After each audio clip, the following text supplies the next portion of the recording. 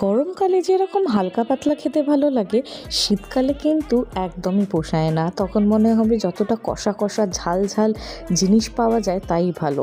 এইটা খাচ্ছি হচ্ছে চিকেন কষা, মায়ের বানানো। উফ, কি টেস্টি! আর আজকে দুপুরের লাঞ্চে ছিল কিন্তু চিংড়ি মাছের কষা আর চিকেন কষা। চিংড়ি মাছের কষাটা আমি বানিয়েছিলাম। আর আমার কিন্তু লাস্ট 2-3 বছর হায়দ্রাবাদে থেকে ঝাল খাওয়া আর রসুন খাওয়ার পরিমাণটা অনেকটাই বেড়ে গেছে, যার কারণে মায়ের কাছে নানান রকম আমাকে কথাও শুনতে হয়, কেননা আমাদের বাড়িতে অত বেশি রসুন আর ঝাল দিয়ে খাওয়ার হয় না।